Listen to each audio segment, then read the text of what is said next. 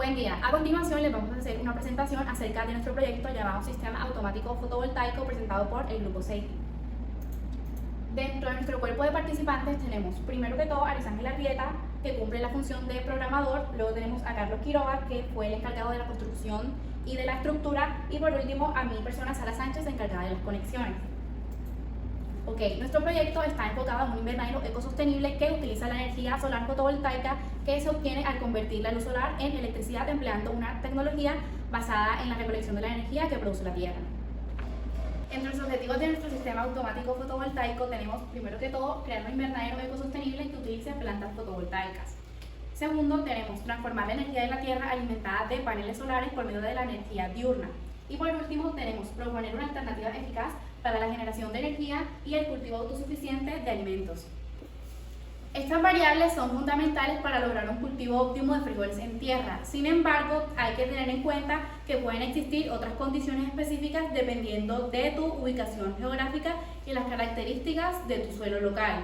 Es recomendable obtener información adicional y adaptar las prácticas de cultivo a tu entorno específico. A continuación tenemos la temperatura. Los frijoles son cultivos de clima cálido y la temperatura ideal para su crecimiento oscila entre los 20 y 25 grados Celsius. Se debe evitar el cultivo en temperaturas extremas, tanto frías como calurosas. Luego tenemos las variedades de frijoles.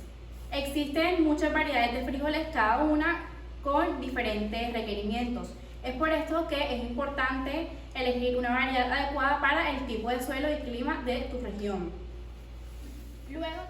Luego tenemos el control de malezas.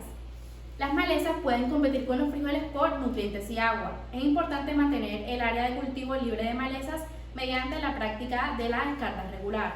Por último, tenemos el control de plagas y enfermedades. Los frijoles pueden verse afectados por diversas plagas y enfermedades como pulgones, trips, gusanos y hongos.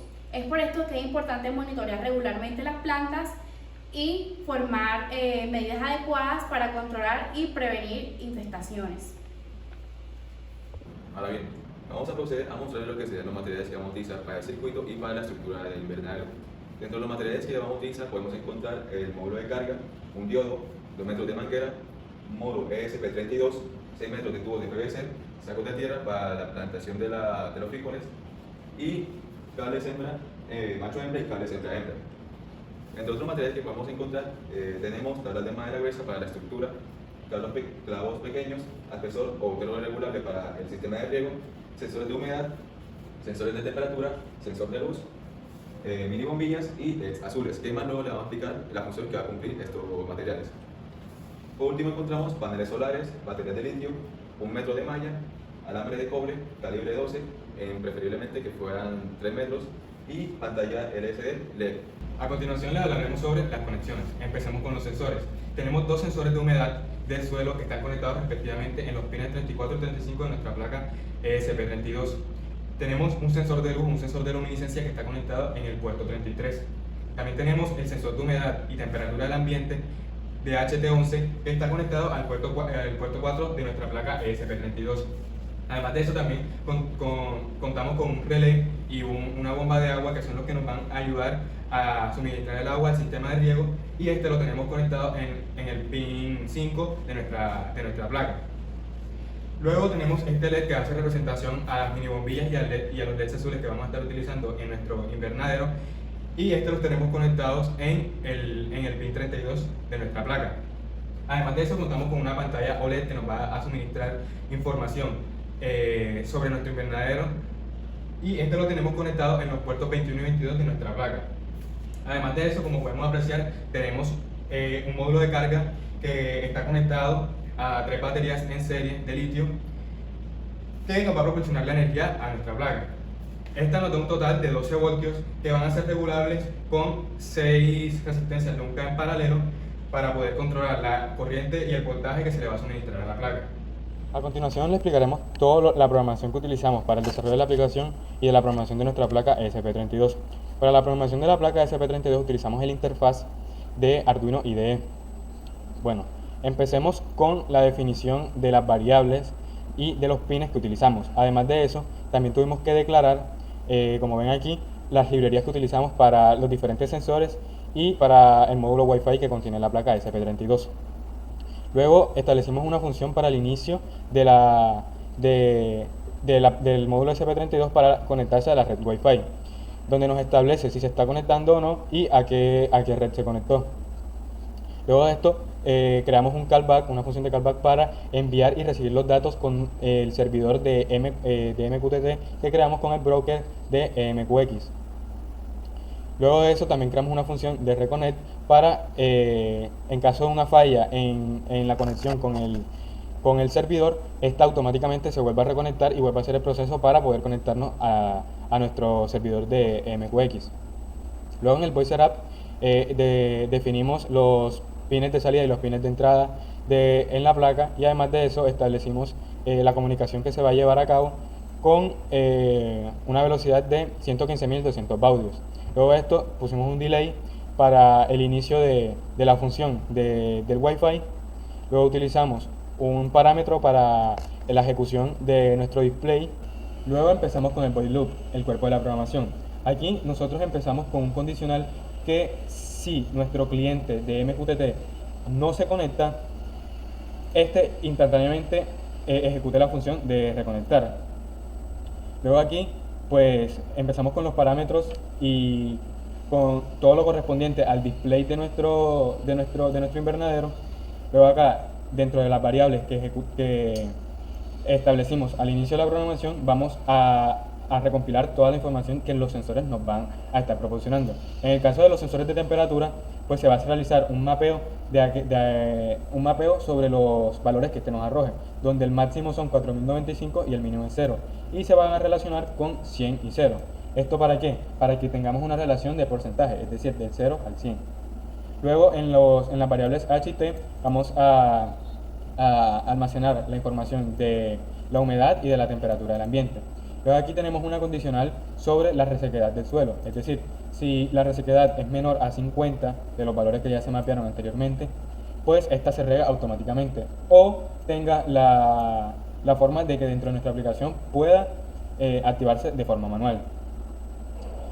Aquí tenemos en este bloque la programación que se le da o que le estamos dando a las luces y a los LEDs azules de nuestra programación con los sensores de luminiscencia. Luego acá estamos todos los datos que se recogen de los sensores van a ser impresos en el puerto serial y en el display y en nuestro display. Y por último aquí tenemos todas las variables y todos los datos que se van a recoger del servidor para enviarlos a nuestra aplicación en Python. Es decir, si dentro de la aplicación se recibe alguno de estos valores, va a imprimir datos específicos que dentro de nuestra programación se van a reflejar, dentro de nuestra aplicación se van a reflejar. Y por último, pues enviamos el texto a MQTT al puerto de la salida. A continuación les explicaremos qué interfaces utilizamos para la base de datos y para el broker de MQTT que pues estamos utilizando en nuestra programación. La base de datos que estamos utilizando es Firebase, que pues nos proporciona distintos recursos y distintas herramientas para la recolección de datos. En nuestro caso utilizamos el Real-Time Database, que pues es una herramienta que nos ayuda y que nos permite enviar datos en tiempo real sin que tenga la necesidad de que el servidor o que tengamos la página abierta en todo momento. Aquí, como podemos ver, cada dato representa una referencia única y dentro de ellos pues nos está pues claramente proporcionando los datos que pues nuestros sensores nos están proporcionando. Además de eso, nos está también dando una fecha pues para tener un control de lo que estamos midiendo. También utilizamos como broker de MQTT los servidores de MQX. En estos tenemos que definir un tópico de salida y un tópico de entrada. Nosotros lo definimos pues como su nombre lo indica. ¿Esto para qué? Pues dentro de nuestro tópico de salida pues vamos a recoger todos los datos que los sensores nos están pues proporcionando o que nosotros le mandemos. Y estas acciones se ejecutan dependiendo del valor que dentro de la entrada, en este apartado de acá, se les esté dando. Aquí les tenemos una pequeña demostración de cómo funciona nuestra aplicación. Bueno, aquí cada botón pues va a reflejar lo que cada sensor nos esté dando. En este caso los sensores de humedad del suelo no los tenemos conectados, por lo tanto nos está arrojando valores de 0. En caso del sensor de temperatura pues está conectado y nos está arrojando una temperatura aproximada de 30 grados centígrados y una humedad de 62. Con estos botones que están pues de otra tonalidad podemos controlar el LED, los LEDs o las mini bombillas y la bomba de agua. Como podemos ver, si encendemos una bombilla, aquí tendremos una imagen que nos va a demostrar si esta está encendida o no, y pues si lo volvemos a presionar, esta se apaga. Si nos vamos a los servidores, como nos damos cuenta, cada dato se está enviando por individual a nuestro servidor. Y en el caso de pues, enviar los datos a la base de datos, se envían en un solo bloque de texto todos y se ven reflejados dentro de nuestra base de datos, con el tiempo, el lugar, el tiempo y la hora en que lo estamos enviando. Ahora bien, a continuación le vamos a mostrar cómo fue nuestro procedimiento a lo largo de la construcción de nuestro invernadero. Y en sí le vamos a mostrar diversas imágenes en las cuales se puede demostrar dicho procedimiento. Dentro de nuestro proyecto decidimos optar por dos materiales principales, los cuales son la madera y los tubos de PVC.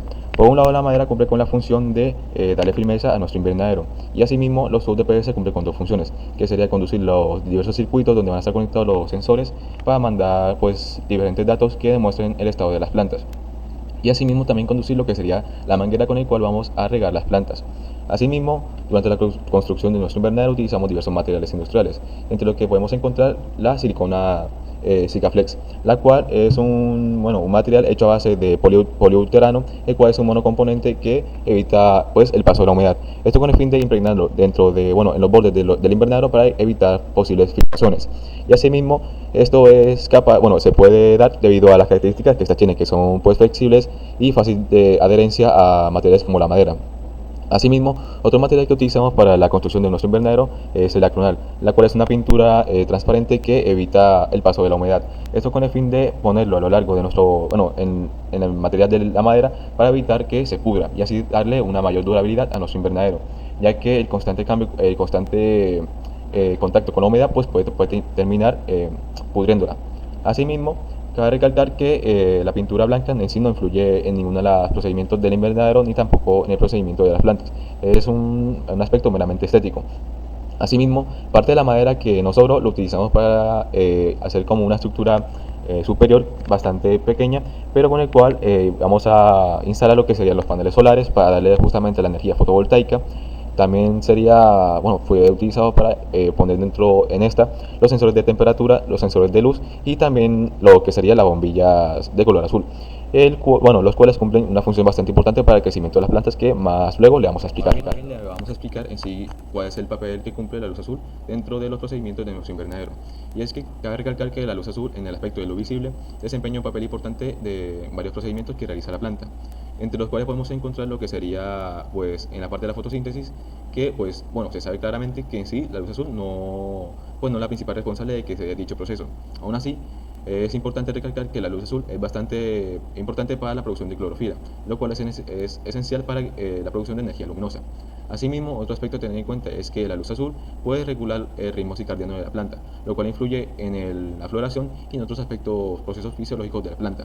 Y por último, cabe recalcar que la luz azul regula lo que se conoce como la fotomorfogénesis, lo cual es esencial para el crecimiento y desarrollo de las plantas, ya que controla la elongación del tallo, la apertura de los estomas, la formación de cloroplastos y la orientación de la misma planta. A continuación evidenciaremos cómo el invernadero y la aplicación funcionan simultáneamente.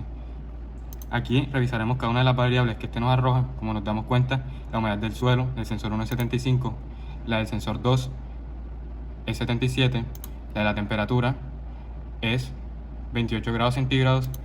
Y ahora veremos cómo podemos manipular de forma manual las propiedades de nuestro invernadero. Aquí, mientras mantenemos pulsado, la bomba empezará a hacer la ejecución y empezará a regar.